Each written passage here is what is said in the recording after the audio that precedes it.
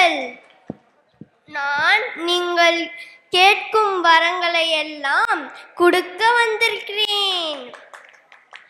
நான் சித்தர்கள் வழிபடும் குழந்தை தெய்வம். நான் உங்கள் எல்லோரையும் பார்த்ததற்கு எனக்கு மிக்க மகிழ்ச்சி. நன்றி. கொசஸ்தலை ஆத்துல தான் பாலாவை முதல்ல கண்டு எடுத்தது. பாலா அவள் ஆசைப்பட்டா மட்டும்தான் அவளை நம்மளால பார்க்க முடியும். அது கூட அவளுக்கு நம்ம நிறைய சாக்லேட்ஸு கிளுகிளிப்பை அதெல்லாம் கொண்டு போறோம்னு வச்சுக்கோங்களேன், பாலாவோட கதவு தன்னால திறந்துடும். அந்த கொசஸ்தலை ஆறுலேருந்து எடுத்த ஒரு பாலாவை தான் நான் இன்னைக்கு நேராக பார்க்குறேன். என் கனவுல வந்த பாலா மாதிரியே இருக்கிறா.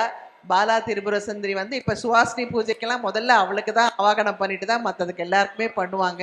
ஸோ இந்த மாதிரி ஒரு குழந்தை தெய்வமே உங்கள் வீட்டில் இருக்கும்போது உனக்கு என்ன கவலை விஷ்ணு? பாலாவை நீ இனிமேல் கும்பிட ஆரம்பிக்கணும். பாலாவை மறக்காம நீ நெமிலி செம்பாக்கம்லாம் போய் பாலாவை கண்டெடுத்து அவளை கொஞ்சம் ஆரம்பி. கண்டிப்பாக பாலா வந்துடுவா. இன்னைக்கு பாலா கிட்ட இருந்து தான் உனக்கு அந்த பூவே வந்திருக்கு அப்படின்னா பாரு எவ்வளோ ஒரு ஆசீர்வாதம். அது மேக்கப் வேற லெவல், ரொம்ப அழகாக போட்டிருக்கீங்க.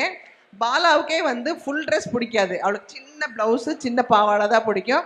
அந்த மாதிரி அழகு அவள் ரொம்ப அழகு பண்ணிப்பா. அவளுக்கு ரொம்ப பூ பிடிக்கும், அவள் ரொம்ப எல்லாமே லட்சணமாக பண்ணிப்பா. அந்த மாதிரி நீங்கள் ஏனோ தானோ குழந்தைக்கு பண்ணுறோமே அப்படின்னு இல்லாமல் அவளுக்கு அழகாக கண் எழுதி அது லேஷ் ஒட்டி அவளுக்கு வேண்டியது எல்லாம் நீட்டாக ஆசைப்பட்ட மாதிரியே பண்ணியிருக்கீங்க. ரொம்ப அழகாக பண்ணியிருக்கீங்கடா. I bless you Kannamma.